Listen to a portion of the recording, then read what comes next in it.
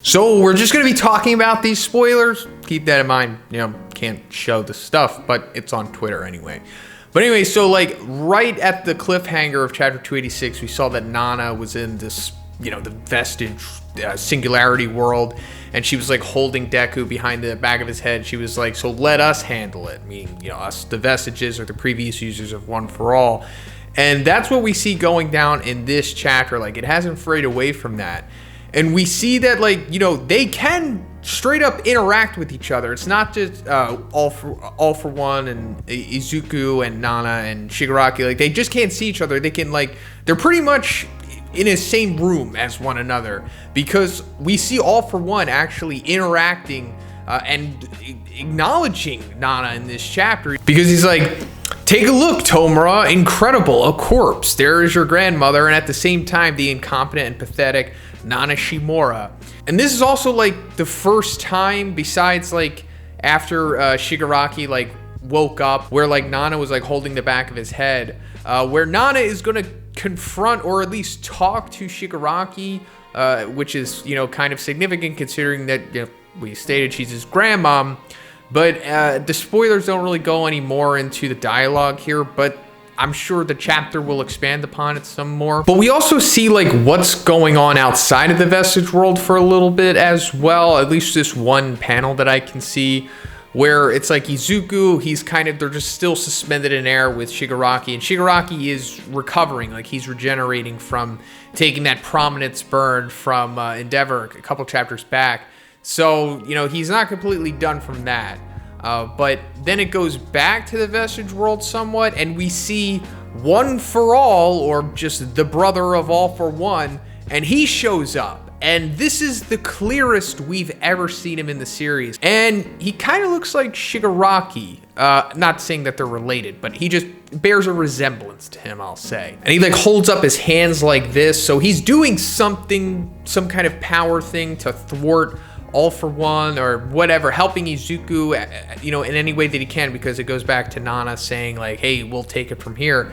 And he says, we will not go to your side. We will stay with the kid. So I guess that's just further showing that All for One is trying to convince him to, give me your power. Just come to the dark side. Let us reunite and be one, or, whatever he wants. His ultimate goal is just ultimate power, essentially. But then All for One says, like, it was a mistake passing it on to somebody incompetent, or I'm not sure what the translation is going to be, but he's basically, the gist is like, hey, it was a mistake passing One for All on. I guess that's the point that he's getting it across. And also, while this is all happening, All for One is like still like holding Shigaraki somewhat, and it's almost looks like he's like fusing with him to a degree somewhat. So maybe that goes back to the theory that we've been talking about, where maybe he really is trying to take over Shigaraki and just use him as a vessel to be his next coming, or something like that. But then we also see like Nana taking her ground some more. So does this mean that they're actually gonna like fight in the Vestige world? I mean, that would be pretty cool, because then we'd get to see how Nana fights.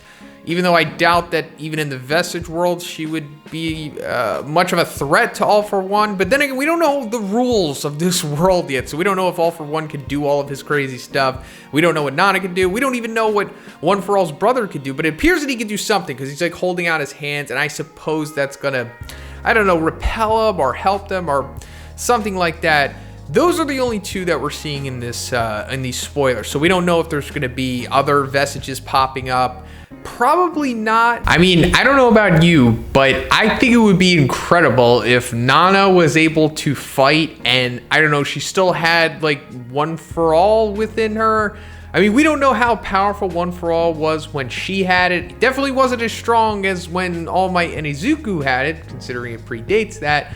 But if she was, somewhat like 20% or 30% of that power, something like that, and she had flow and she was a master of it, maybe we see like some of the other, like maybe Daigoro comes back and they're able to fight. I don't know. I just love that aspect of like old, historical characters coming back. Like that was one of my favorite aspects of Naruto, like when all of the Edo Tensei stuff coming in with the fourth wall. I thought that was incredible. Maybe some people weren't on board with it.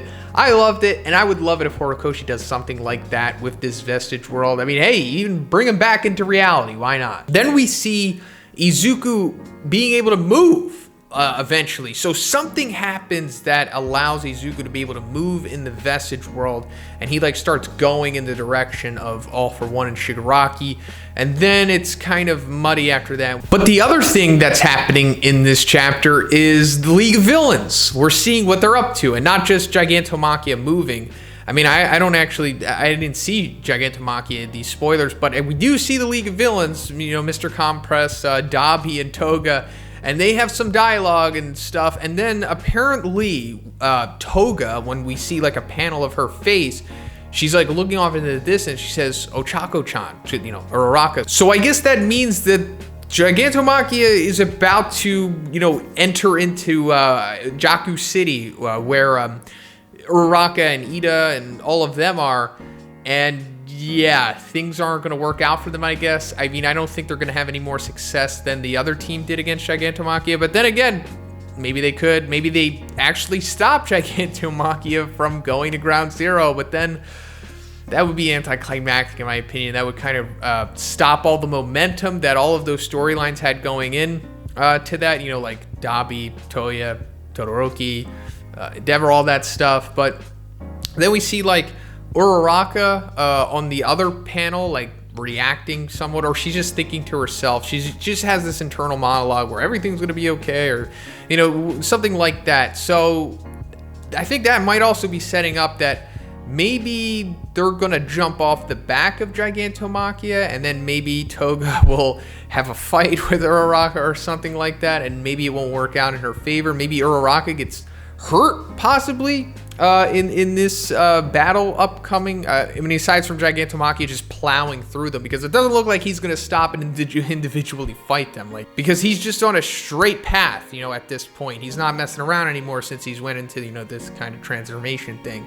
And then I don't know what Dabi's saying, but other than that, I don't know where the chapter ends. Maybe it's ending on the Toga seeing Uraraka thing, or maybe it's ending on Izuku coming back to reality, possibly, because there is like intermittently we see panels of like Shigaraki and Izuku in reality, not in the Vestige world. And Shigaraki, aside from what I was just talking about earlier, he is like recovering more so than he has before, and Izuku, it looks like he's like reaching the absolute limit of what he's capable of doing. So I'm not sure, but you know, I'll talk about it tomorrow in the review. Hopefully we get the translated leaks then. But other than that, let me know what you think about the spoilers. If you liked the video, guys, please give it a like. I also have a Patreon and a Twitch. Please check those out. And please subscribe. Trying to reach that milestone before the end of the year. And have a great day. I'll see you in the next one.